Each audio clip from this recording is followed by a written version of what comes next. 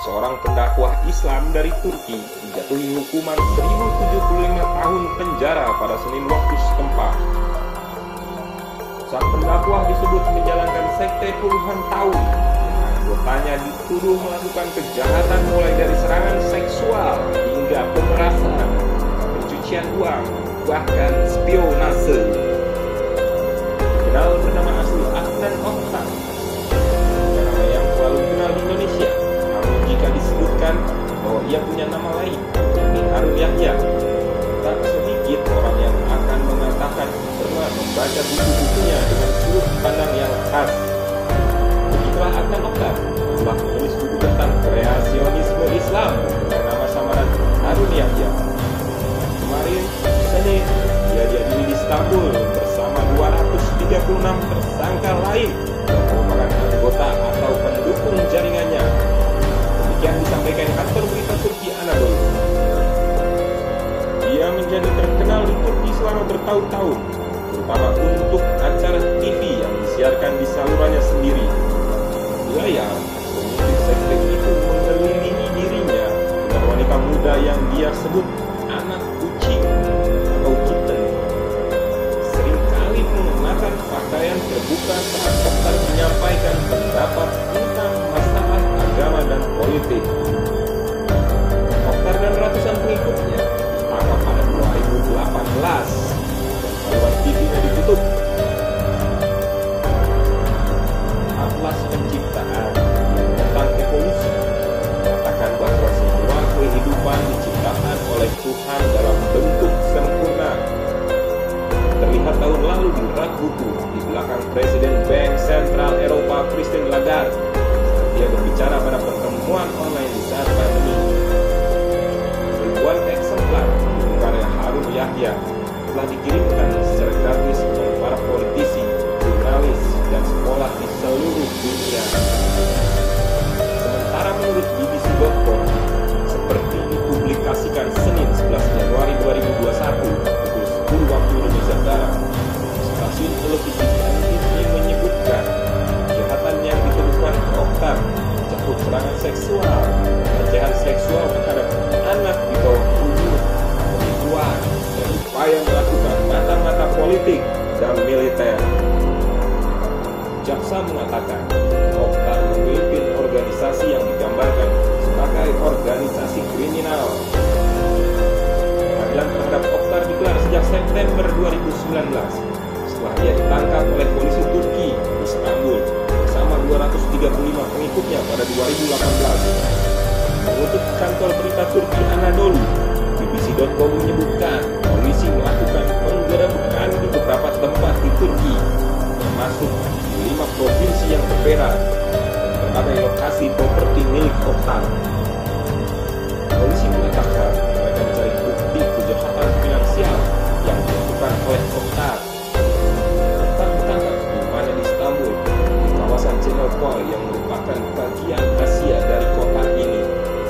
Dan ini untuk kedua kalinya. Organisasi yang dia jalankan berurusan dengan pihak berwajib yang berujung dengan penahanan dirinya. Pada 1999 lalu, ia ditahan dengan tuduhan melakukan intimidasi dan mendirikan kelompok penjahat. Namun penyelidikan atas kasus ini kemudian dihentikan. Oktar yang dikenal sebagai figur flamboyan mendirikan organisasi Islam di Istanbul pada 1980-an. Baru serta kekayaannya bertambah secara signifikan, walau pihak luar sulit memahami dari mana persisnya asal kekayaannya. Berikut 14 fakta terkait Harun Yahya, dihukum 1075 tahun penjara. Dihimpun dari sejumlah sumber dan salah satunya adalah keluarnya. Pertama, Adnan Oktar menggunakan nama pena Harun Yahya pada saat menjadi penulis.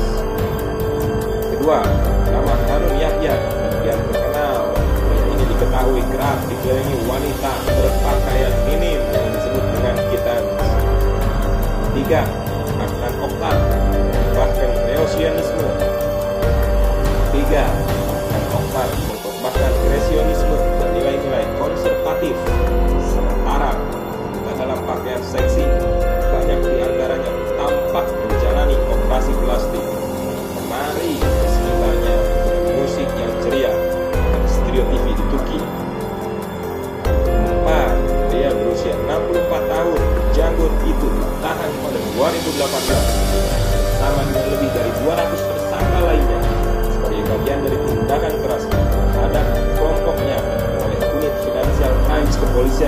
Istanbul.